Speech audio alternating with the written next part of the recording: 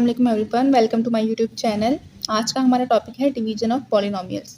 यानी जब भी हमें दो पॉलिनोमियल्स दिए गए हों तो उनके दरमियान डिवीजन मेथड को किस तरह परफॉर्म किया जा सकता है, आज की वीडियो में हम डिस्कस करेंगे। सबसे पहले हमने एक एग्जाम्पल ली है यहाँ पर 5x² - 16x(y) + 3y² को डिवाइड करवाना है x - 3 टाइम्स ऑफ y से। सबसे पहले हम क्या करेंगे, हम अपना डिवीजन मेथड अप्लाई करेंगे और इस तरह के सवाल जब भी आपके पास आए आपने सबसे पहले क्या करना है, एक रफर कॉलम ज़रूर बनाना है। रफर कॉलम बनाने के बाद हमारा फर्स्ट स्टेप क्या होगा, जो चीज़ हमें डिवाइड करवाने के लिए दी गई है ये पूरी टर्म, हम क्या करेंगे, इसकी पहली टर्म को उठाएंगे यानी कि 5x² को क्या लिखेंगे, 5x²। अब मुझे इस टर्म को डिवाइड करवाना है किससे, जो हमारा डिवीजर था क्वेश्चन में, यानी कि इस डिवीजर की मुझे पहली टर्म उठानी है, सिर्फ और सिर्फ पहली टर्म x, और इसको अपनी गिवन टर्म से डिवाइड करवा देना है। जब मैं 5x² को डिवाइड करवाऊंगी x से तो मेरे पास ये इक्वल आ जाएगा 5 से। अब जो भी मेरे पास ये आंसर आएगा हम क्या करेंगे, इसे यहाँ पर टॉप पर लिख देंगे 5'(x)। अब फर्दर मैं नेक्स्ट स्टेप क्या करूँगी, जो मेरे पास आंसर आया था 5(x),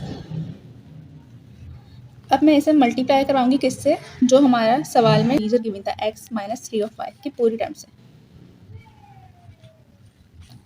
अब जब मैं इसे मल्टीप्लाई करवाऊंगी तो मेरे पास आ जाएगा 5x² - 15x × y।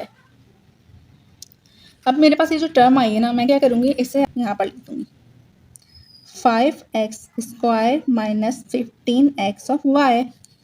उसके साथ साथ मुझे एक और चीज़ भी यहाँ पे देखनी पड़ेगी। मैं क्या करूँगी, जो मैंने यहाँ पर टर्म लिखी है इनकी साइन चेंज कर दूँगी, क्योंकि ये तो थी ही पॉजिटिव तो ये कन्वर्ट हो जाएगी नेगेटिव में, और ये क्योंकि नेगेटिव में थी तो ये कन्वर्ट हो जाएगी पॉजिटिव में।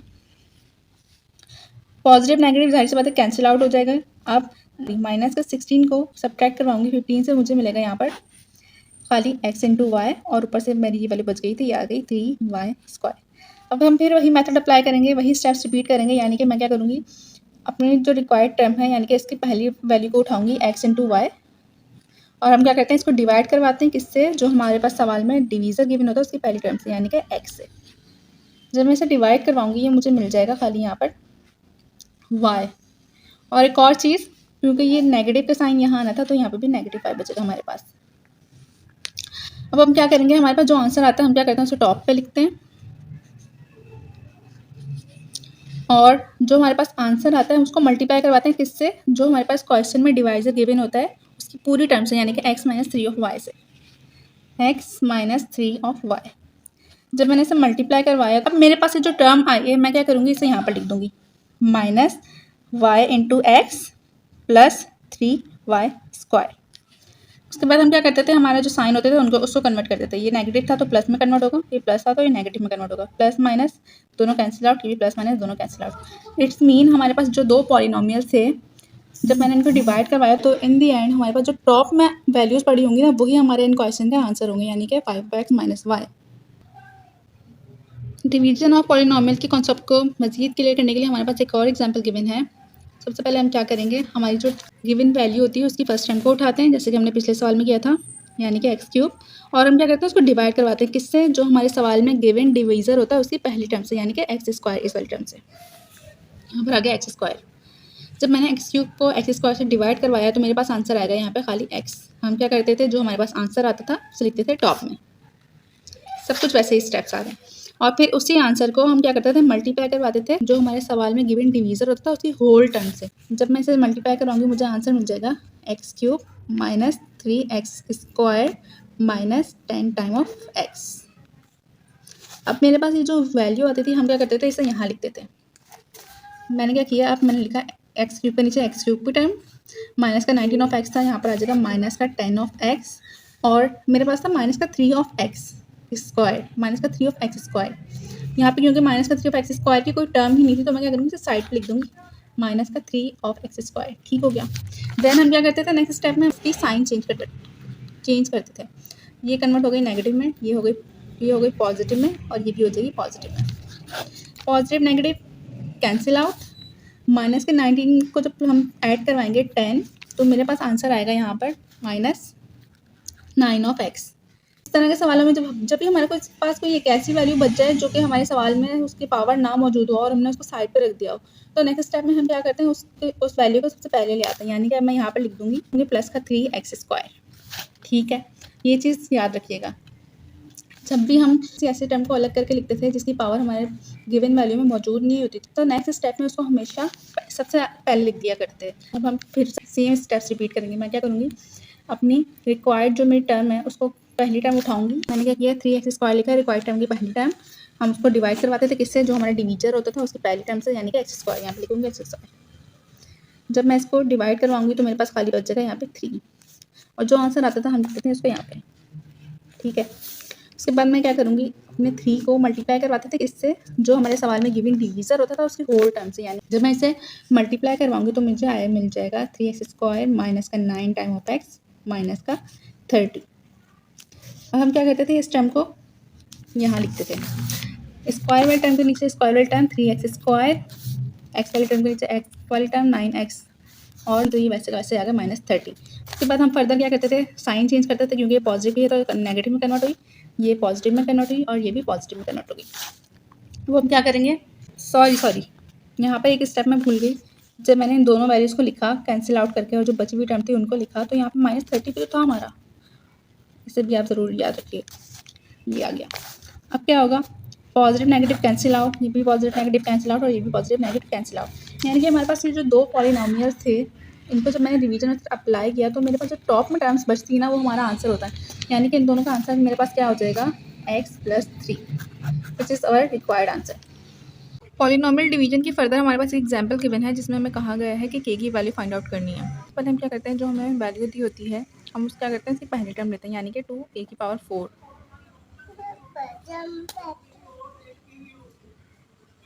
उसके बाद हम क्या करते हैं, इसको डिवाइड करवाते थे किस चीज़ से, जो हमारे पास डिवीजन होता है उसकी पहली टर्म से। उसके बाद हम क्या करते थे, जब मैं इसको डिवाइड करवाऊंगी तो मेरे पास इसका आंसर आ जाएगा 2a²। फिर हमारे पास जो आंसर आता था हम क्या करते थे, इसे टॉप पर लिखते थे 2a²।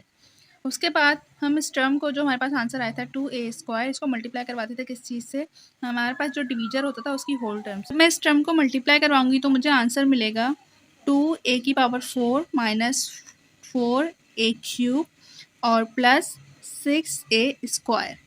फिर मैं इस टर्म को उठाकर यहाँ लिख दूंगी। उसके बाद हम क्या करते थे, हमारा नेक्स्ट स्टेप होता था, हम इनकी साइन कन्वर्ट करते थे। ये पॉजिटिव है, इसे कन्वर्ट कर देंगे नेगेटिव में, ये नेगेटिव है, ये हो जाएगी पॉजिटिव की, और ये पॉजिटिव है कन्वर्ट हो जाएगी नेगेटिव की। अब ये positive term negative term cancel out हो जाएगी। फर्दर हमारे पास बचेगा +3 + 4 इक्विवेलेंट हो जाएगा हमारे पास ये 7a³ -4 -6, ये हो जाएगा मेरे पास -10a², और हम ऊपर से एक और टर्म लिख देंगे, वो हो जाएगी हमारे पास 14 सेम हम रिपीट करेंगे अपने प्रीवियस स्टेप्स। यानी कि पहली टर्म को मैं उठाऊंगी 7a³ और मैं इसे क्या करूँगी, डिवाइड करवाऊंगी किस चीज़ से, जो हमारा डिवीजर था उसकी पहली टर्म यानी कि a²। जब मैंने इसे डिवाइड करवाया तो मुझे यहाँ से मिल जाएगा 7 टाइम्स ऑफ a, और हमारे पास जो वैल्यू आती है हम क्या करते हैं, तो टॉप में लिखते हैं, यानी कि +7 फिर हम क्या करते हैं, इस टर्म को मल्टीप्लाई करवाते हैं डिवीजर की होल टर्म से, यानी कि a² माइनस का 2 + 3। जब मैं इसे मल्टीप्लाई करवाऊंगी तो मुझे मिलेगा यहाँ से 7a³ minus 14a² plus 21a। अब मैं इस टर्म को उठा के लिखूंगी यहाँ पर, यानी कि 7a³ minus 14a² plus 21 times of a। उसके बाद हम साइन कन्वर्ट कर देंगे, ये नेगेटिव में हो जाएगी, ये पॉजिटिव में हो जाएगी, और ये भी नेगेटिव में। पॉजिटिव नेगेटिव कैंसिल आउट हो जाएगी, माइनस का 10 प्लस का 14, यहाँ से मेरे पास बचेगा 4a² प्लस का 14 माइनस का 21, यहाँ से मेरे पास बच जाएगा माइनस का 7 टाइम्स ऑफ a। फर्दर हमारे पास एक टर्म बच गई थी यहाँ पर k, मैं लिख दूँगी यहाँ पर plus k। Same step repeat करेंगे। फिर हम उठाएंगे अपनी पहली टर्म, यानी कि 4a² को मैं डिवाइड करवा दूँगी किस चीज़ से, a² से। जब मैं इसे डिवाइड करवाऊँगी तो मुझे मिलेगा यहाँ से 4, और ये चीज़ हम क्या करते थे, आंसर को अपने टॉप पर लिखते थे, यानी कि यहाँ पर आ जाएगा +4। उसके बाद हम क्या करेंगे, हमारे पास ये जो टर्म आती थी हम इसे मल्टीप्लाई करवाते थे डिवीजर की होल टर्म से, यानी कि a² माइनस का 2a प्लस 3, यहाँ से मुझे मिल जाएगा 4a² माइनस का 8 प्लस 12। अब मैं इस टर्म को उठा के लिखूँगी यहाँ पर 4a² माइनस का 8 प्लस 12। उसके बाद हम क्या करते थे, साइन चेंज करते थे। ये पॉजिटिव है तो ये नेगेटिव में कन्वर्ट होगा, ये पॉजिटिव में और ये नेगेटिव में। Positive negative cancel out, minus का 7 प्लस का 8, यहाँ से बचेगा हमारे पास खाली a, और प्लस के और माइनस का 12 भी, तो सारी सी बात है कैंसिल आउट नहीं हो सकता, तो हम इसे एज इट इज लिखेंगे, यानी कि प्लस के माइनस 12। जब हम यहाँ तक अपना आंसर ड्राइव कर लेंगे, उसके बाद हम क्या करेंगे, हमें क्वेश्चन में कहा था कि k की वैल्यू फाइंड आउट करनी है। फर्दर हम क्या करेंगे, इस पूरी टर्म को उठाएंगे, a प्लस के माइनस 12, इसको ले लेंगे 0 के इक्विवेलेंट। उसके बाद यहाँ से k की वैल्यू निकालेंगे तो हमारे पास k इक्वल आ जाएगा 12 माइनस a के, और हमारे पास ये रिक्वायर्ड k की वैल्यू थी जो क्वेश्चन में पूछी गई थी। That's it. अगर आपको ये वीडियो इन्फॉर्मेटिव लगी हो तो please share with your friends, like, comment, subscribe. Thank you.